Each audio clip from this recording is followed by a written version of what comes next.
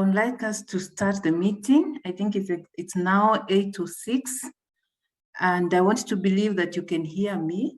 I know I have muted everyone. Maybe someone can just tell me on the chat if you can hear me. Yeah, great. Thank you so much. So I've muted everyone just to manage our time well. I would like us to take exactly 1 hour. I know we are busy. We have many things that we need to do. It's a bit late, so I would not want us to. I want us to make good use of this 1 hour. So let me take this chance to thank you all for joining in today and to welcome you to our session. I really appreciate your time. I know it's really a big sacrifice for you to join and be part of this session. I truly really appreciate, and I would want us to therefore just proceed. So I hope you've indicated where you are coming from, just for us to interact and get to know where we are all coming from. So I will start by briefly just introducing myself for those who may not know me, or for those who we have not interacted in the past. I know for many of you we have met, or some of you participated in our previous meeting. So my name is Lucy Njue, and I'm a proposal development consultant. And I have over 13 years of experience working with development and humanitarian sector.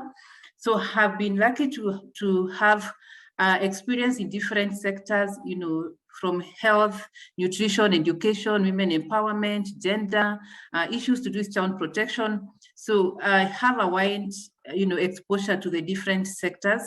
And I've worked also with different types of organizations, international organizations, local organizations, universities, NGOs, CBOs. And I've also been lucky to have worked or written proposals for securing funding, and I've been able to successfully secure funding from various donors, including USAID, UNHCR, DFID, and among others. So just a brief, quick introduction so that you get to know who you are talking to, or who is your trainer today. I have won over 10 grants worth millions of dollars, and I must say it has been a journey getting to where I am today. I have written proposals for different types of organizations, like I've said, and this list is just to give you an overview of some of the projects that I have been able to participate in and write proposals and been successfully funded. So I won't take so much time on that, but as you can see, it's quite a list. What I want to mention, and most importantly, is as much as the list is long, there's also a very long list of unsuccessful proposals. And that's why I like starting, because I know people feel discouraged because of their long list of unsuccessful proposals. So when you get into proposal writing, you must be aware, or you must be willing to have both. It's never going to be a success all through. There will be moments you write proposals, no matter how good it is, there are times it will not, be successful. So I have my long list as well of unsuccessful proposals. And just like many of you, because I've talked to quite a number of you, feel frustrated. I have been there. And I also started, I started just like you, I'm sure. I know we are all in different levels. Probably there are even those who are ahead of me, but I know the journey is always, a little bit hard, especially at the beginning. And I remember for me, when I started, I think like 13 years ago with a local organization. And actually how I found myself writing proposals was not by design, to be very, precise. It was actually because I was given that role by the organization, and I found it very difficult to begin with. And I remember one time I was given a proposal to write, and I was working for an organization that was a network of organizations. So I was sitting in the secretariat, and I was supposed to put in this proposal and on behalf of a partner organization. And so I did the best I could. I put all my strength, like all of us are doing, all the skills that we have. And I knew it had to be a good piece. So I did it. I submitted it to this organization, the partner organization. And the partner organization submitted this proposal to an international organization. Now, I happened to know someone in this international organization. So I thought, why not ask what is their feel, because I knew this lady would be part of the reviewers. And so I approached her and asked her, this proposal that was sent by so-and-so, how is it going? Have you reviewed it? Do you know anything about it? And let me tell you the shock I got that day. I've never forgotten, because the response was so negative. They really criticized that proposal. And, they were like, saying those people who wrote that proposal had no idea of what they were doing. And you can imagine, I'm the one who wrote that proposal and it's being said on my face. And of course, I did not disclose that I'm the one who wrote the proposal. But basically, that was where I started. That is when I decided to build my skills and, go for it and work hard and invest in myself. And so what I'm trying to say is it's a decision we make at times to invest in ourselves, to gain skills that which are important to us. For me, it was important because that meant that was my job description, basically. So that's the beginning, and without much ado, it's been a journey. And now when I look back or fast forward to just the other day after I did a training, actually in February this year, I got a very good feedback from someone, and I just thought it's also good to share. And they wrote, "Lucy, you're good. You made fundraising seem so easy. You have a wealth of information that is delivered in such a calm manner. You made us realize our capacities and that we are all very motivated and we are all very motivated to continue seeking funding.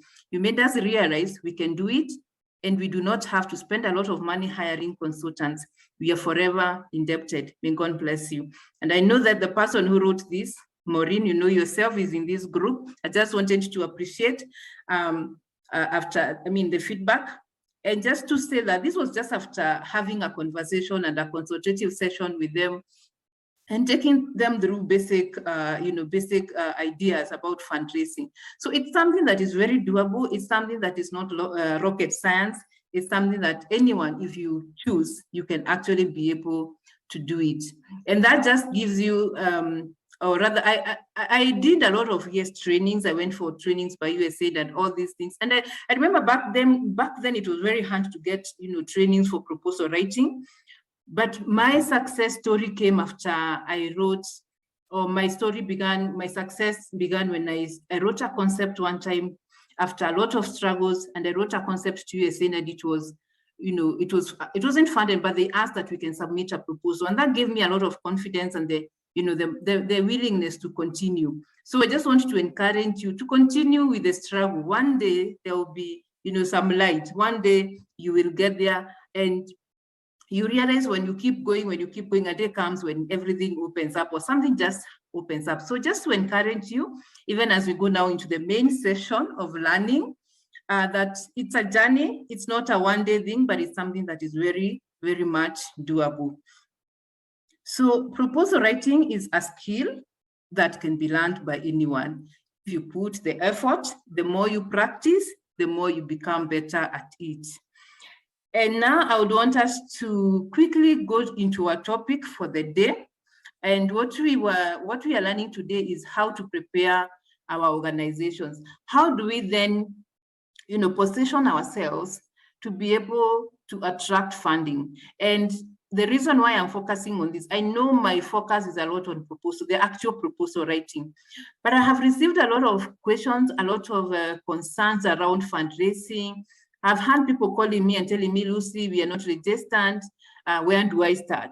So I thought that today I would have a short session, and we don't intend to take too long, just to have a look at what do you do, especially when you're not an international, NGO maybe, or even if you are local, you could be big, but you are maybe want to start something. From the many people who have reached out to me, a lot of people have small organizations or small businesses, and you want to have impact, you want to, to have social impact. And that's what we are going to be looking at today.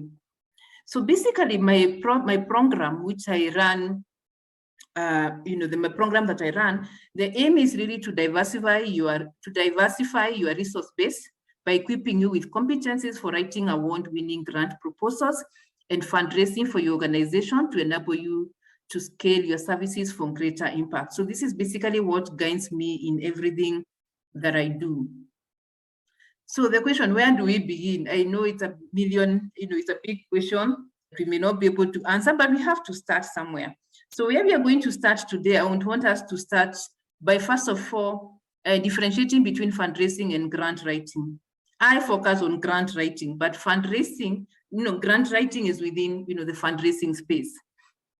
So fundraising is basically how you raise your resources, and I know you know that, how you raise your resources as an organization. What do you do? The different, strategies that you use to raise your resources. And this could be through either targeting individuals to do, in-kind donations. You could ask your relatives, you could ask different people who buy your vision to support you. You could do nowadays, we have what the online fundraising, the crowdfunding is something that is coming up. It's something you could also look at if you're good at that.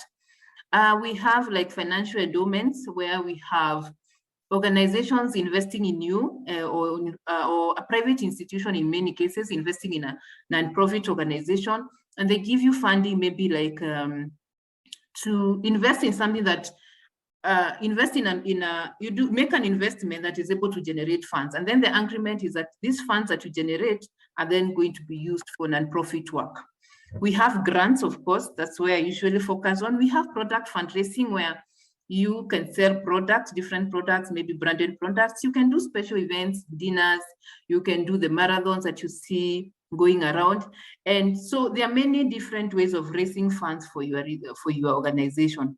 And the reason why I like starting here is because we tend, again, especially as CBOs and NGOs, we really focus a lot on writing proposals and grants, which is a good thing, but no, you may not necessarily start there. And as we go along, you will see why you need to have a mix of different approaches when it comes to fundraising. Okay, so what do we need to do as an organization first? What are some of the basic steps that we need to ensure we have put in place even before we start writing our proposals? So one of the key things that I know you know probably, but I will assume that we have people who may not know, is that all issues to do with registration. I get a lot of questions on this. It's important that you are a registered organization. You can be registered either as an NGO, you can be registered as a CBO, you could be a society, you could be a company, could be a social enterprise. And currently, these are actually, the funding environment has changed a lot. Previously, it was very hard for example, a private entity to get funding, from most of the donors. Most of the donors focus only on, the non-profit organizations. But today things are changing. It's actually very possible for a business to get funding. The catch with that is that you must be able to demonstrate your social impact. You must be able to show how you're transforming lives, how you're impacting on the society. That is where the catch always is. So whatever business, whatever innovations you may have, it doesn't matter whether you're registered as a CBO, whether you're registered as an NGO. What is very critical is that you can be able to show your impact to the society. Now, not all donors even today are going to fund, profit-making organizations. However, there are also donors who fund profit-making organizations. So what you need to know is for you to map out who is likely to fund you and be able to reach out to such kind of organizations or respond to their calls for proposal. So in terms of the registration, again, it's very important that you keep your document and that you understand the requirements of, the kind, depending on the type of registration. So for example, if you're registered as an NGO, there are those requirements that you must be able to meet. You need to do your annual returns with the NGO Council and such kind of things. So it's important, again, that you are very clear on the type of registration and you understand the legal implications of that. So basically what I'm saying, there's no, because the question comes, which is the best way? There's really no one best way. It really depends on what is your mission, what is your vision, and what do you want to achieve, and then also you understanding each different requirements of the different kind of entities, and therefore seeing what fits, what works best for you. The other thing that you need to ensure you have is basic, putting in place basic systems for your organization. Ensuring that you have the basic policies. For the big organizations, of course, there is an array of a long list of policies that you need to have. But if you are a startup, or if you depending on your level, but at least make sure you have basic policies in place. At least have a bank account. At least make sure you have a finance policy, you have a procurement policy. Something that can show a donor you have some level of understanding. Remember, grants is all about money. So no one is going to give you money if you cannot be able to demonstrate that you're going to be, to make good use of it, that you're going to be accountable.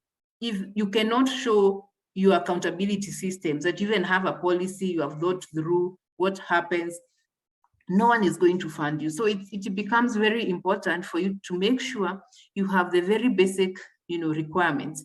And for those who have, developed, the organizations are big, it's just a matter of making sure, because as you grow, your requirements also becomes more and more, and making sure before you write a proposal, you meet all the requirements and you have all the policies in place.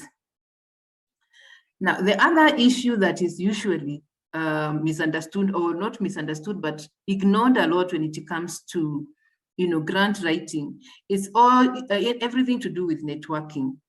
Now, networking, even if you write a very good proposal, and at times we write very good proposals, we have very good ideas.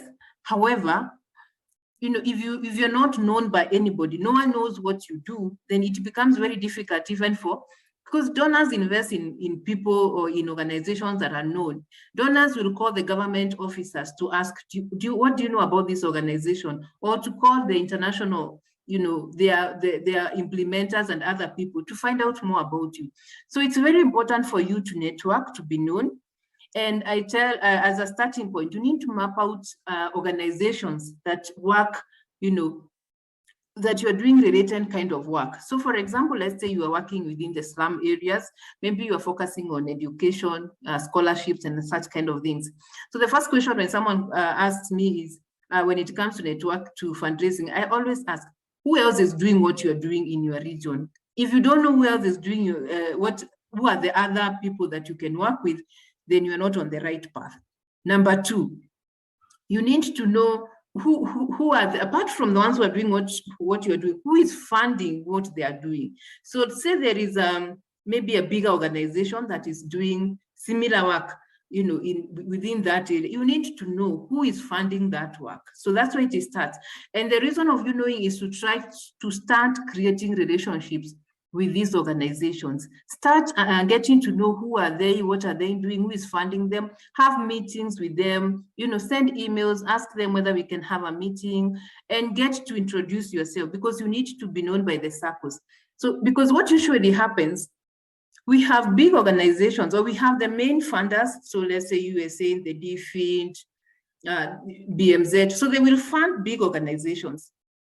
When they fund these big organizations, most of the time they will tell them you can work with the partners, you can give the money to the other local organizations. So if you are not known by these partner organizations, or these international, or these big organizations, then there's no way you're going to get that funding. So the funding usually trickles down. So you need to be known, and it starts by networking. So networking is absolutely critical in your, in your fundraising. It's actually one of the core pillars of your fundraising. Again, identify and map out donors who are likely to fund your work. Now, in Kenya, we have a tendency of all of us going to Safaricom to ask for funding. It's become almost everybody I talk to, I want to get funding, thinking about Safaricom. So, not a bad idea, but you need first of all to map out and find out who funds, these different kinds of work. So Safaricom may be there, but does Safaricom fund, for example, what you do? If your work is on education, do they actually, what does their strategy do? The same, because all these organizations and donors are very clear on what they fund. They're very clear on what kind of organizations they fund, what are their strategic approaches.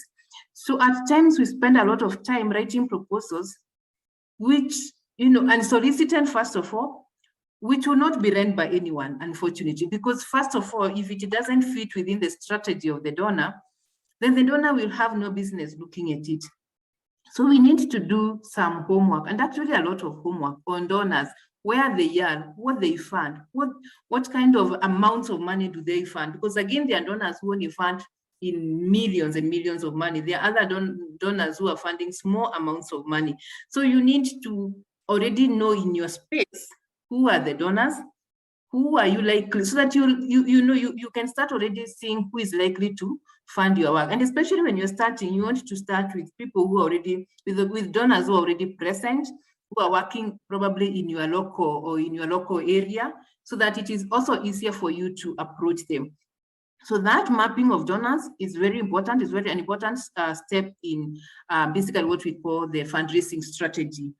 Now, the other thing that you need to know, I think we've already talked about looking for donors, getting to understand their mission, their vision, and their strategies. I think we've covered that adequately. Again, if you want to target the private sector, because that's something that is, again, very common. As much as, like I was saying, you need to know what they work, what is their focus areas. But another approach that you can have is also seeing their interest, seeing how you can match what they do with with what you do. So an organization or a private sector or a company that is working on nutrition issues, like Nestle is selling nutrition and such kind of food, they are likely to, listen to your proposal, which is related to nutrition. So you need to see how to match. So whatever area you are in, you need to do some, I say brainstorming, especially if you want to focus on the private sector, and see how you can kind of make them see how by you working together, you can also, it is in line with what they do.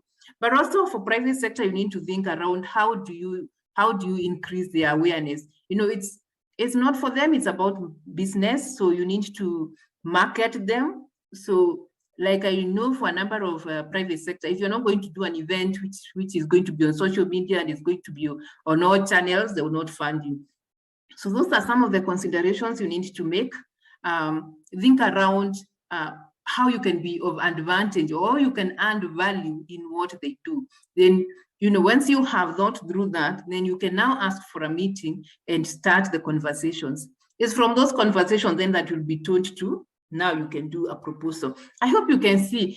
Basically what I'm saying is don't start writing proposals. There's much more to be done behind the scenes, even as we write proposals, to help us to be able to position ourselves for winning these grants. Actively participate in stakeholders meetings. I think this is one area that is also ignored a lot.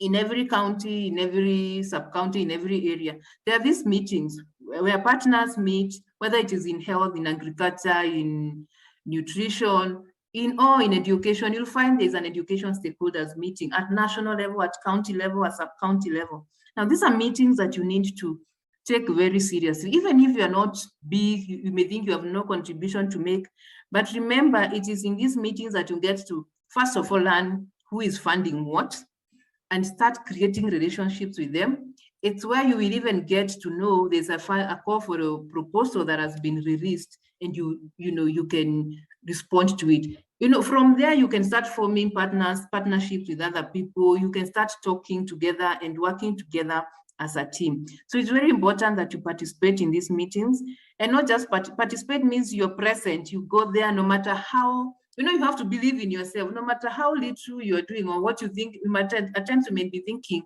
I'm not doing much, but you're doing a lot. Just present what you're doing. Partnerships, I think I've talked a lot already about that, and especially partnership with government. If you're working in any part of the country, please make sure that the government knows you. And the government here, I mean, the officers at your level, depending on which level. If you're working at county level, the county level officers. If you're working at the ward level, the people who are working there, the sub-county officers, they need to know you. They need to know what you're doing, no matter how little it is, no matter how big it is. Then you need to show that collaboration with them and to want to work together with them. Because remember, when donors come, many times, especially the international, when they're looking for the local organizations to partner with or to sub-grant, they usually go to the government officers to ask, do you know which organizations can you work with? I mean, and that's why even most of the time they will tell you, before you apply for their grants, they need a letter from the government, a support letter. So that working together is very important. And I know many of you who are working in big organizations can attest to that. And yeah, and the partnerships always do not have to be, funding relationships where they have to fund you. At times we are creating relationships to position ourselves for the future.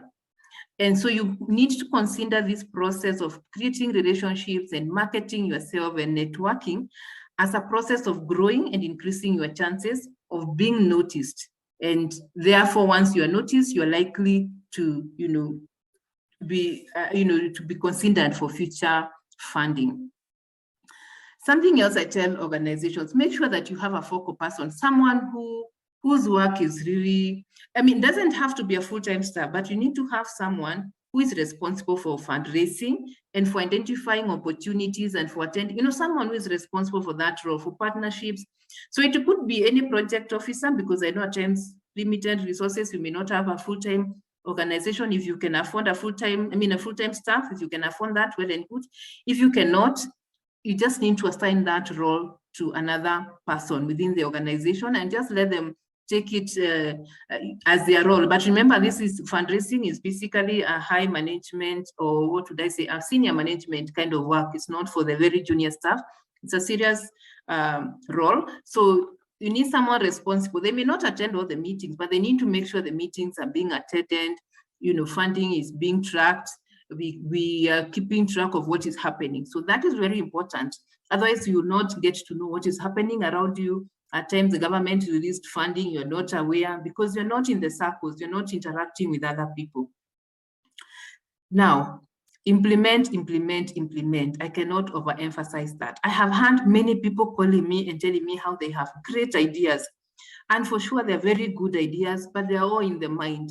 They have done absolutely nothing. So most people, or many people, not most, many people have registered organizations. They have their CBO certificates or their NGO certificates, and that is the farthest they have gone. They are kept, somewhere, no steps whatsoever, no implementation.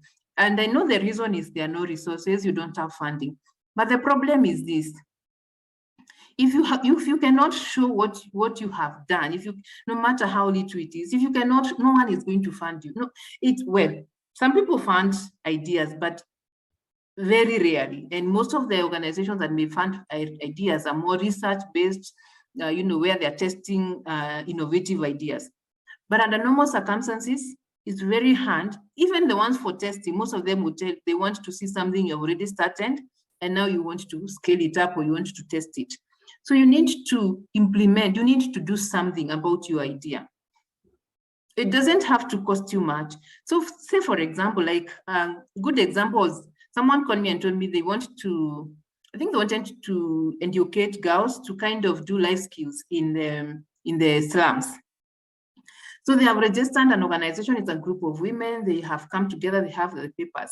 So now what they're doing next is writing proposals. And I was telling them those proposals will not go anywhere, because first of all, if someone asks, what have you done? How many girls have you even reached? The answer is 0, none. Yet they can wake up, go to those schools and talk to the girls. By just talking to them, you've reached them. You can already say that we usually have free sessions every Friday or whichever day or Saturday in the community. You can write a lot actually about things that are very basic, things that do not cost you a lot of money, but they add a lot of value. And those are the small things that when the government officers, in fact, you make sure when you're going for those sessions, you have the government officer with you, you have sessions and talk to the girls if that is your focus area. And then you can be able to show you have done something. You're not sitting down waiting for someone now to come and rescue you. So please, let's not make that mistake. Let's start implementing. Let's start doing something about our ideas that are very great, that have a lot of potential for social impact. But before we start writing proposals, let's put our systems in place. Let's do all these things that I'm talking about, as we look for opportunities to write. And I just want to say that most foundations want to see that your organization has a track record of success, including money raised before they invest in your program. Why I'm saying that is where I come back now to what I was saying, the different types of fundraising. When you're starting off, getting a grant may be a little bit hard. So at times we start with these other kinds of fundraising where you write, yes, you also need to write the proposal, but you're writing proposals maybe for events, to the companies to fund you for using their CSR funding. You don't want to start, by targeting big not unless you have a relationship. So for example, if you maybe one of your board members has a relationship or knows a foundation, foundations are known, they fund organizations that they know. So also when you are coming up with your board members, you need to be strategic, because if they have such kind of relationship, then you may be funded. You may be considered for funding based on such relationships. So basically what you're saying is you need to think beyond, the big organizations and grant writing, and start seeing what you can, some of the funds, there are also local funds, at times may not be much, but within your localities, within your counties, see where you can start, how you can raise money, so that at least you have a record, because big donors will want to see how much money have you managed, how many people have you reached, what systems do you have in place. So to start with, you start small and then you grow, along the way. I hope we are still together. Another point, we will take questions at the end. So there's something that we call a boilerplate of documents that you need to ensure that you have. So before as you put all these things together, as we are looking for funding, you need to make sure you have your key documents, all of them in an area that is accessible. Excel, like you should have a folder within your laptop, wherever it is, that has all the key documents. Because what I realized is that at times we get to know about opportunities. We don't have a lot of time to put together the proposal. That proposal needs you to send your registration documents, your audited accounts, your profile, your capacity statements. And these are things that you can prepare early in advance. So part of your preparation, if you do not have some of these things already done, please make sure you have them. Make sure you have your registration documents, your policies, all of them well, saved in one folder, that if someone just wakes you even in the middle of the night, you can pull it and submit it. And what happens from experience is that we tend to give a lot of focus on the technical proposals. Now, let me tell you, when donors are doing their review for the proposals, after probably they have gone out for their proposals for people to submit, to make applications, the first step is always to look at whether you have met the requirements. So if they ask that you send a past performance reference, for example, and it is not in that list, and they cannot tick it, that proposal will not be read by anyone. So make sure that you have these documents ready, put somewhere, so that you never fail to be, as in you're not knocked out at a very early stage. And that happens a lot. And it's very sad, as an evaluator, when you see a very good proposal, but the steps are, first of all, you have to meet the requirements. You have to submit all the documents that are needed before we can review your proposal. So make sure you start preparing now by by organizing your paperwork, your documents, all the requirements, so that in the event that they are needed, then they are ready for submission, and you save a lot of time, And I know at times we are very few, we are not big teams, so we may not be able to say to divide ourselves into different roles, like someone to be looking at the capacity statement, someone to be developing this, another person to work on the budget, another person is working. So at times you find it's only one person doing all these things. So it will save you a lot of headache if you already have templates, or even if you need to update, it's just a matter of updating, but you have them ready for submission. So that is very important. Okay. Now, the other thing that is basic is signing up for funding alerts. We have some of these websites or platforms where most of funding opportunities released or shared. So it's important, if depending also on your level, that you make sure you can get some of these alerts. You can get to know when a certain call for proposal, like for example, if you are big for USA, kind of, they always share. But I say this with a bit of, I don't know how to put it, but don't put so much effort again into the websites and these big organizations, because you'll find a lot of, depending on where you are. But if you're small, what is very important at this point is to create your networks, your partnerships and all that, and to look for those resources at times that are within your localities as you grow up, as the organization continues growing. Funding alerts are good. Again, once you have the alerts, at least you could see who you can partner with depending on their level. So the website, of course, there's a lot of information. All kinds of foundations are out there telling you that you can submit and solicit proposals. But from experience, most of these things, most of the time, they rarely respond to your proposals. You spend a lot of time and they rarely come back to you for some reason. I don't know why. So it's important. At times I find it, especially when you're starting, to start with relationships, so that when you're submitting a proposal, it is not to an extreme stranger, but to people or organizations that in one way or another you have interacted with them. Of course, you need to increase your awareness in terms of who you are, what you do, your mission, your vision. That's why it's always important to be on the digital space today. I think we can't run away from that. If a donor just Googles your name and they cannot see you anywhere, I mean, it's not saying that, especially when you're starting, it may not be very critical. Maybe the more important thing will be to be implementing, but depending on your level as you grow, it's important that even if you don't have a website, you are present in the social media, you are saying something, you're doing something, and making people aware of what you're doing. And my last point, of course, is that never give up. Proposal writing, fundraising, resource mobilization is not for faint-hearted. It's where you keep knocking and knocking. That Bible verse that says, you keep knocking and the door shall be opened. This is where you apply it most. Knock and knock and knock, and the door shall be open. So do not give up. Do not get tired. Continue learning. Continue submitting your proposals. But remember all these factors that we've talked about.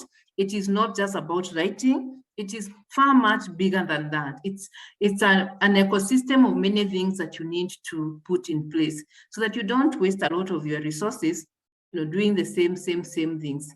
Okay, I actually thought I'd finished my points. So the other points, quickly, I hope you're not running out of time. I would want us to finish exactly after 1 hour. But there's also too much focus. I think I've mentioned that, too much focus on proposal writing versus other components of fundraising. We've covered that. Applying for maximum amount of funding irrespective of your capacity.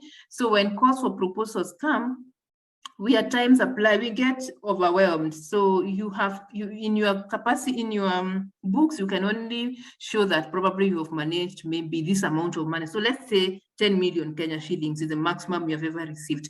Then a call comes and says, you can apply up to 100 million. Then you want to go for it. I mean, chances of you winning that proposal is very limited because donors want to show that for you to demonstrate you have the capacity to manage their funds. So you would rather apply for little money and then you grow, steadily, other than just ask, because you actually block your opportunities. The other thing is forgetting the importance of partnerships and networking. I think we've talked a lot around these issues. These are some of the common errors or mistakes we make. Engaging consultants to take charge of your fundraising agenda. And I know this is a very common approach of getting people to come and manage your fundraising, there's nothing wrong. If anything, I'm one of the consultants, so there's nothing wrong with that. However, my problem has always been where you kind of hand over everything, to the consultants. You are not part and parcel of the process. You need to be present. You need to be the one guiding them. You need to be the one showing them the way. So it cannot be, remember, they are an external people, they may not understand your systems. So you need to really be the one taking charge. They can assist you in writing the proposals, of course, but then they cannot be the one, taking charge, going for stakeholders meeting. It has to be an internal, an internal responsibility. Then, of course, there's too much funding from the international organizations and the big foundations. All of us, we want to apply to USA and we want to apply to Bill and Melinda Gates. I think we just need to know our level, start where we are, depending on our level, and then grow. And Of course, with time, you will get to be able to apply for these organizations. I know some of you probably work for such organizations who are able to, attract funding from these big donors. But for us, it's not an yes. I mean, we need to just position ourselves. For the small ones, you need to position yourself with these bigger ones and see how you can work together and how you can benefit from the funding, like I have mentioned previously. So I think basically that kind of brings me to the end of this discussion. And key takeaways, please, may start offering services, start implementing, start doing something, no matter how small it is. Put in place basic systems, ensure you are registered, you have your financial policies, your procurement policies. Look out for local partnerships and also focus on the local funds and network. So I think that is all what I had for you today. I want to believe that there are a lot of questions. I just hope there's been learning taking place. I know today I have not really focused on the actual writing, but I think these are very important points that at times we take for granted. And we will continue learning more and more as time goes on. So I just want to request you that you take just a minute or so to write on the chat. I don't know whether we have questions on the chat that I can have or respond to. Maybe someone can help me. Winnie, you there? Yes, Winnie, are you in the group? Hello. Yes, Winnie. Yeah, sorry, I had a problem with my microphone earlier. So sorry, I missed the first part of the presentation, but it was such a nice presentation. And you've put it well. I mean, you've captured what somebody needs. I mean, what the requirements that you need to register an organization. Just talking by example, like an example that you've demonstrated today. I've worked with Lucy for quite some time. I had an idea way back in 2016, and I wanted to help snakebite victims. And so I moved slowly from the idea to actually implementing that, I registering the organization and just making baby steps up to a point where I can actually say I am someone. And we actually followed what Lucy has projected today. And as we speak today, we've opened a small office in Nakuru, and we're still continuing doing that work. So it is not something impossible. It is very possible. It is not impossible to get funding. It is very possible. Networking, implement. I started doing a lot of, let me say, free work, volunteering, looking for donations of antivenom, giving it out to hospitals, giving it out to dispensaries, going to visit victims of snake bites in different areas of this country, making documentaries, and just making my presence known with the stakeholders that are in that field. So that way I was able to create networks, and I was able to build the organization up to where it is today. So, and I'm very glad to tell you that when we started writing proposals, we did not know how to do it. We didn't know where to start. We didn't know where to go. But we put up a very simple website, and then we did a very basic advertisement, looking for people who can help us do proposals. And among those people, I came across Lucy, and she helped me. Actually, she's the one who helped me write our first proposal, and we were able to get some funding, and we're still working together that journey. So I'm very glad that she has progressed from that point up to now, and she's still working with me the journey. And I'm sure even for some of our viewers today, some of our participants today, you can still make that, you can take that one step, and probably in the next 2, 3, 4, 5 years, with hard work, with the, with the input, with the time, with all the effort, you can make it. So thank you, Lucy, for thank you. I see what you're doing. Thank you, Winnie. Winnie, you are the. That's how I started this journey. Anyway, let's not get there, but she has been very critical and very supportive. We've done a lot with her, and I'm happy. And I'm happy for what we've achieved together. So I was checking whether there are questions. There don't seem to be any questions. Please, if you have any question, note it down as we proceed.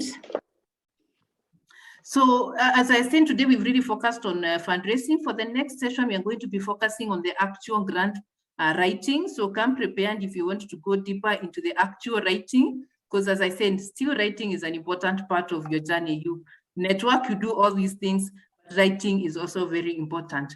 So at this point, I want to request that you give me a few minutes just to introduce to you my online program, which I mentioned when I invited you to join my WhatsApp link. I will not take much of your time, but I have following your overwhelming response the first time when I posted, I remember on Facebook and said about this. As I say, you really helped me to actually see there was need, and I needed to think of how I can impact more people. So that's how I was able to develop a program which really focuses on the profit and both profit and non-profit making organizations, the people who are here, I believe, and you're struggling to attract grant funding. So you are actually the reason I started this. So I'm happy to announce that I have been able to progress and come up with a program. And I just want to share with you 2 minutes why you need this program. It's a course, actually, an online course, because it's going to help you to organize your ideas and to write them down clearly, concisely, and in a convincing manner. So what I noted is that we have great ideas. We are not lacking ideas. We think, we dream good ideas, but putting them down, writing them down in a manner that you communicate. When you're writing a proposal, you are communicating to someone else, and you need to pass this message in such a clear way for that person to understand what you're saying. And you're telling this person, I have this great idea, and I believe if I implement this idea, then there'll be transformation, there'll be social impact. So the idea is there, but now the process of packaging that is what I've realized is really a big challenge to many of us, and I have been there, so I totally understand. The other issue is that this course is going to help you to acquire a very core skill that is critical in the growth of your organization, like we have agreed. I think right now I think all of us need the proposal writing skills, because everywhere, whether you are asking for grants, whether you're going to for business purposes, you need to write some kind of a proposal for whatever reason. So I think it's a core skill that we all need to acquire. And for those who are interested, someone reached out to me and they're interested in making it a career.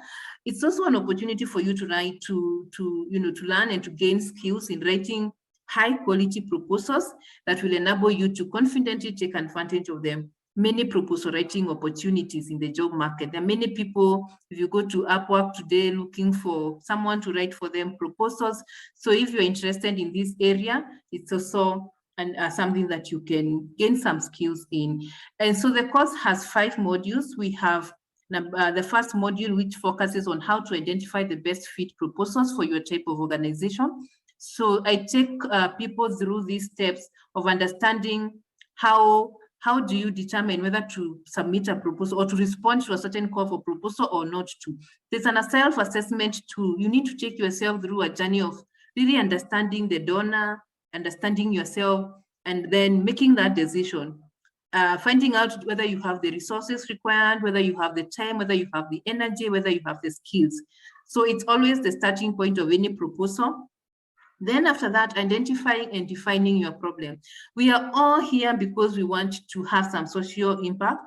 We want to address a certain problem within our society. And the problems are many, but we need to be able to be very specific and to define our problem in a way that the donor sees for sure they understand. So this module takes you through the problem analysis, and I'll give you the tools and the techniques that you need so that you can understand your problem very well. And once you understand your problem, then you can be able to come up with strategic approaches. Like I was saying, for those who joined me in the last session, it's always the problem. If you don't define your problem properly, then you're not going to have also good strategic approaches or the solution that you want to pass across. Monitoring and evaluation, of course, is a critical component of your proposal. Every single donor wants to see how exactly are you going to measure your impact? How are you going to use the resources? Accountability issues comes in here. And the last component, again, is about most of the things that we've been talking about today, how to write your organizational capacity statements and your other non-technical components, you know, packaging all those registration documents, the past performance references, and all those kinds of things. So I say it's a 5-week self-paced online program. You can do it at whatever pace you want, but I say 5 weeks because it has quite some work. There's a video for every module. There's a worksheet for every module. So if you really want to internalize, it's important that you also take your time. And we also do one-on-one or virtual. I mean, not say one-on-one, they're not physical. I do virtual sessions with all the participants on weekly basis to make sure that you are, you know, I'm supporting you. And if you are, for example, especially for those who want to write the proposal, you can also come with it and I work with you the journey throughout the program. So of course, every program comes at a cost. It's not for free. There will be many free sessions, but for this particular one, if you're interested in getting into the details and really learning how to write a proposal, so here is the cost. For those who have worked with me in the past, they know how much it has cost. It has been 300 USD and around Kenya shilling 30,000. But because for the first time I'm doing it online, so I have a pre-launch offer. So I'm going to be giving it away at that price that you can see. As you can see, it's really a very discounted price. Go around and look for anybody, look for any organization offering such kind of an offer. I don't think you'll get it. But because of many reasons, the reason why, I know it looks ridiculous, I guess, but the reason why I decided to do this one was because this team here today has been very, you are like, you know, the people who have really supported me. So this is just an opportunity, and it's actually up to 4th July. When I release the course officially, the price will change automatically. That one I can assure you is going to change. So anyone who is going to buy between now and 4th July before it is released, that will be the cost of the course. So I just want to encourage you. The course it's on a very easy platform. It's called Seller Platform, and that is the link. I'll also be sharing it on our WhatsApp group. It's self-explanatory, and once you join, then we can have a one-on-one sessions with you. We can do so much more.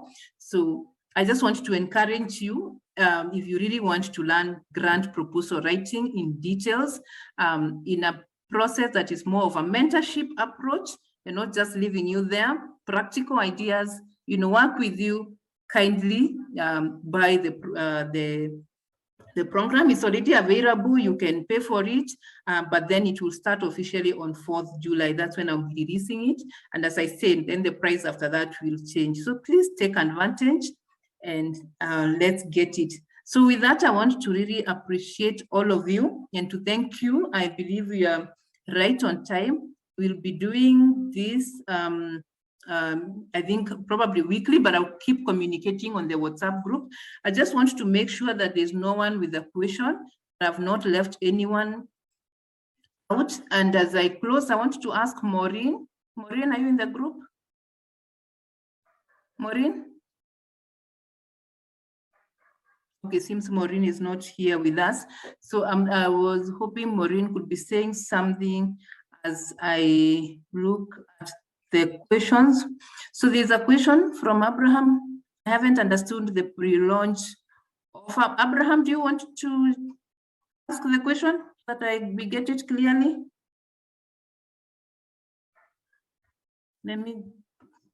So the pre-launch offer basically means at this particular time, if you go to this website, you actually can be able to buy it now, but you'll not be able to access the materials. You'll not be able to access the videos.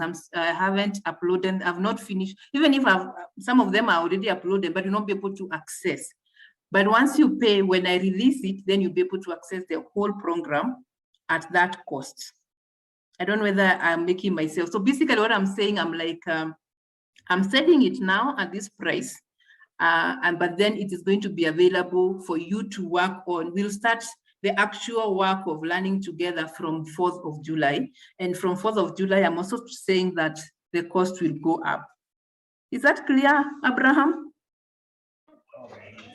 Yeah, it's a little bit better. Maybe you can follow up. We can follow up with the discussion. Yeah, but basically, if you click that link, which I'm going to be posting it on our WhatsApp group, I believe everyone is on WhatsApp group.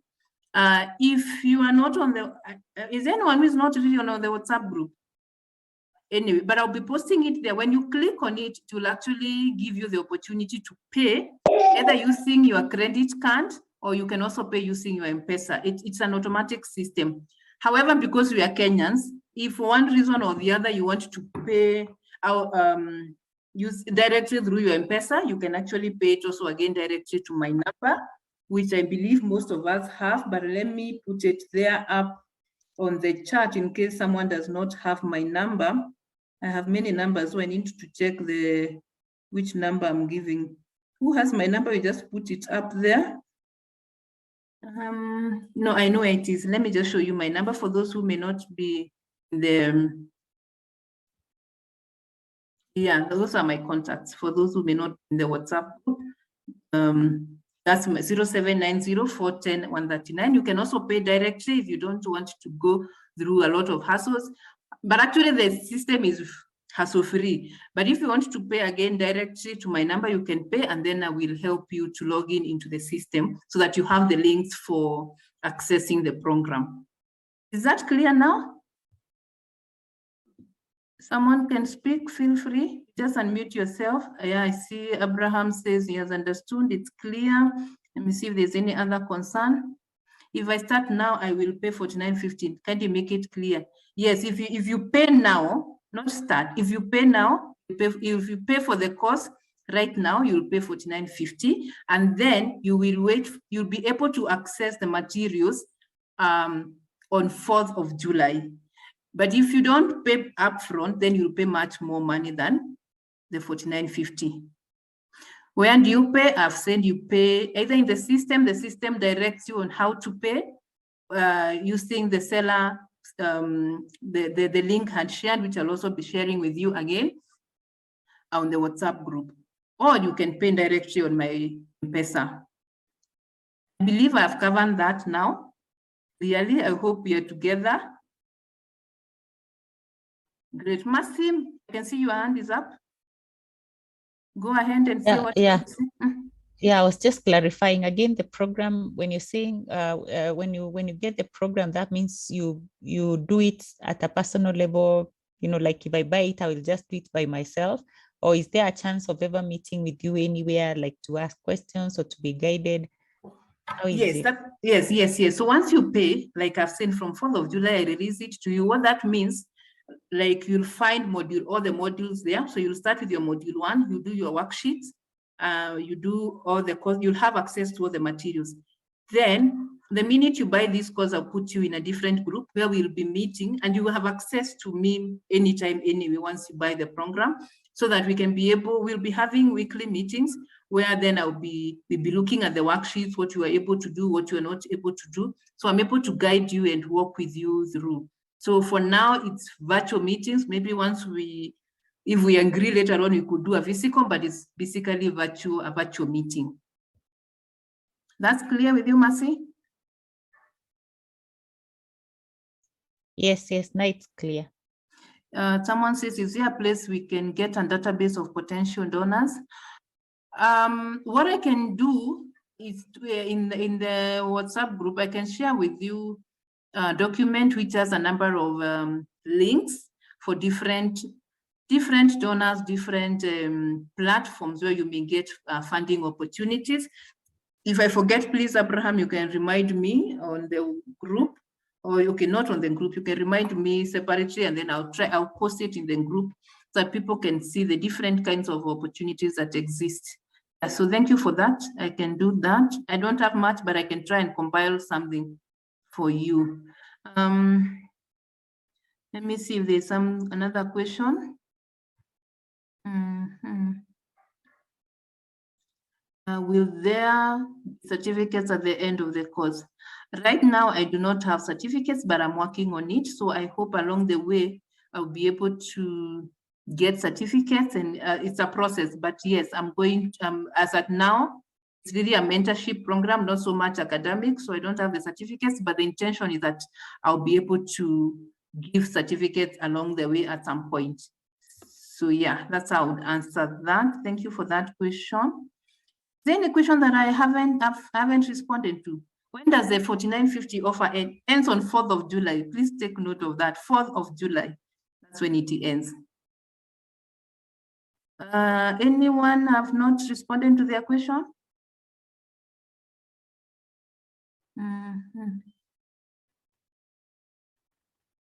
I think I have responded. If I haven't, please feel free to just raise your hand. Oh, I've seen a number of questions actually that I did not risk. How exactly do you know when there are stakeholder meetings, like for example, the government officials meetings that you mentioned, are they advertised? If so, where are they advertised? So these meetings are really not advertised. You just get to know. That's why we're talking about partnerships, and networking. Once you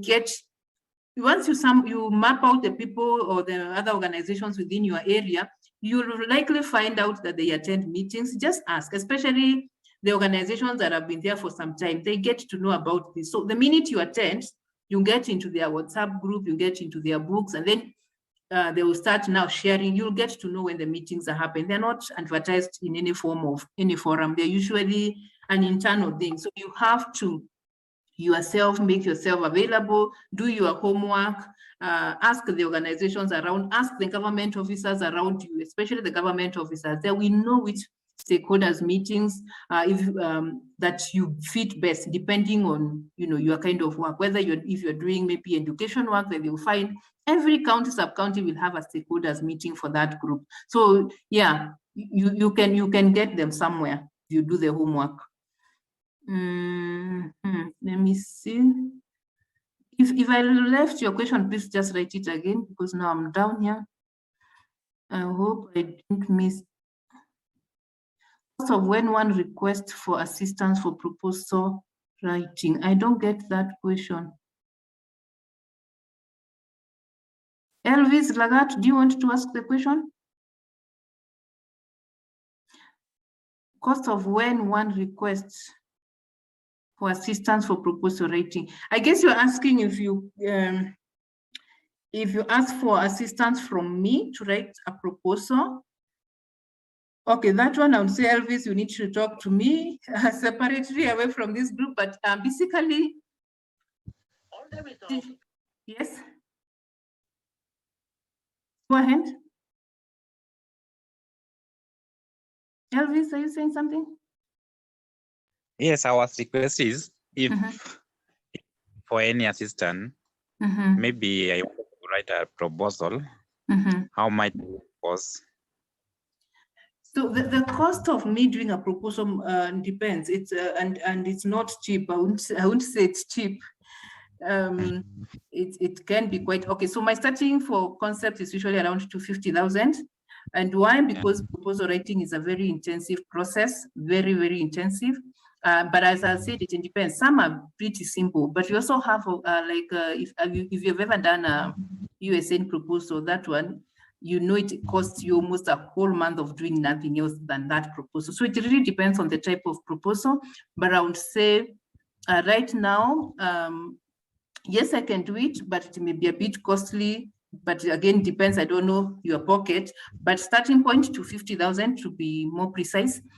But how I work, especially with the small organizations, again, it's probably more of reviewing than actually doing the actual proposal, more of guidance and reviewing, which is a cost that we can agree on depending on the many factors. So we can talk about that separately if you're really interested, but I'm also working on developing a guidance on that. I mean, proposal writing is very tricky because the requirements of donors are so different. So I'm trying to come up with a clear guidance, page limits and all those things, which I will share with you as soon as it is ready, but we can continue the conversation beyond here. That's okay, yes. What would be the cost for a single one-on-one session? Now, I haven't thought about that. One-on-one session, a consultation, kind of. I do a lot of consultations for free, so I guess I need to start charging. No, for now, you can just reach out to me if you need a session, depends. I haven't been charging for that, to be very sincere. Not unless you want me to work, you're saying a session where I work with you, alone, throughout the whole process of report writing. For the live sessions, I've actually been charging 30,000. So it's only this time that I'm doing the online, approach that I have started with this discount. But as I said, it will also go up. So if you want one-on-one, I don't know exactly if I answered you right. You can unmute yourself and say if you're okay with that answer, or you need me to elaborate further. At any point as I look, I don't have funds to start, though I'm interested in getting donors to help needy students complete their basic education. Apart from fundraising, where can I start from? I think with Joshua, we've talked a lot around this.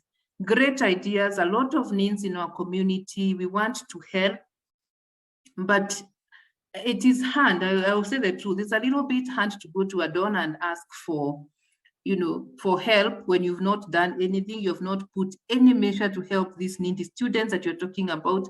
No matter how small it is, start with asking your friends or asking your church or asking, some basic donations, buy for them books. Start small. Don't start with wanting to build a school. And I think that's where we go wrong. We think we want to help students to go to, needy students to go to school. So the first proposal is a big proposal about infrastructure development, about the teachers, about their salaries and all that. Start small, start with all the resources that you can be able to raise within your locality.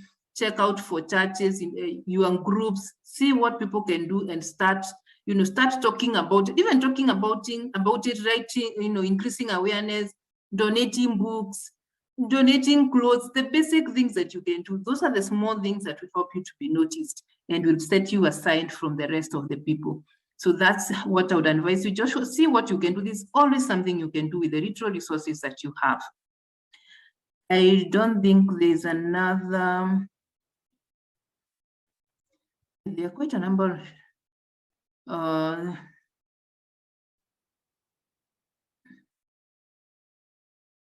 Sample proposals. Yes, I will be. If you buy the project, the online program, you'll get a lot of sample proposals, a lot of templates, a lot of things you'll get there for free. Some I will share in the WhatsApp group, not everything, but yes, there will be a lot of things for free as well. I think basically I've covered. I'm trying to just go through again quickly to see that I've not left out anyone's question. Session understood. Okay.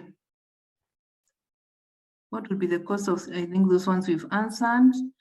I'm heavily interested in improving maternal and child health in pastoralist communities, specifically in Isiolo. We have worked previously with international donors and would love to scale up the intervention. Why am I losing this message? Abraham, I can see, I think I've read the whole question. I can see the actual question.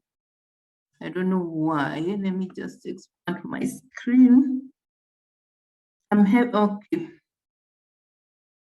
And would love to scale up the interventions.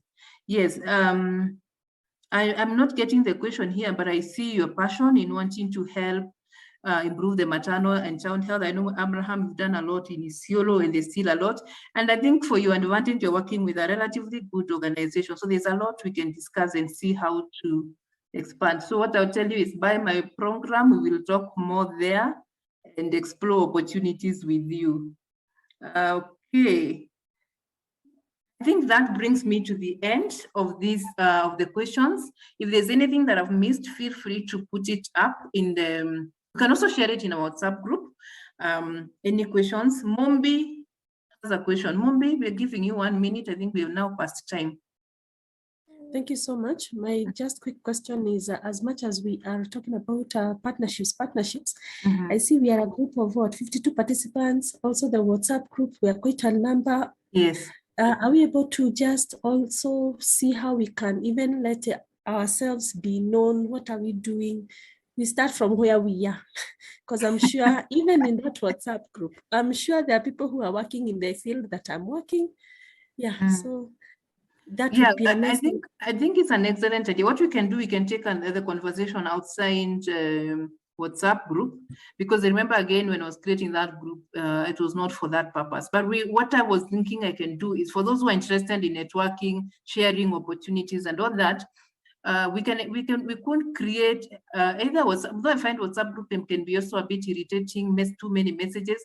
Maybe we do a closed or a private Facebook account where people can post anything. And the good thing with Facebook, anytime you log in, you can access, as long as it's a private group and you have the link, you can always access any information that was left by the members without disrupting people and their WhatsApp, always beeping and all that. Some people really get irritated. So I wouldn't introduce it in the current group, but maybe what we can say, I think it's an excellent idea. We can see how we take it outside that forum. That's okay, Mombi, or you have another idea? No, that is good. Thank you so much. Yes, we can do that. Thank you. Any other question? I don't think so. Reshare the group link. Okay. Someone, can they reach out to me on this number? Then I'll share with you the link there. Please take note of my number and then just send me a text. Then I'll share it with you. I don't have the link on my screen right now. For those who are not in the WhatsApp group, please just send out a message to me on the via WhatsApp on that number, and I'll reach out to you. Thank you. And with that, I want to bring this to an end and to really appreciate you and thank you most sincerely. We'll be doing this, and I know I will have probably different groups depending on your areas of interest, but the next time we'll be looking more at the components of the different components of a proposal, so that we get to know what must be present in your proposal. Remember, if you want to learn more, or not just the components, but how to write each specific component, then buy my product and you get much more there. Thank you very much. Have a lovely evening. And thank you so much for joining.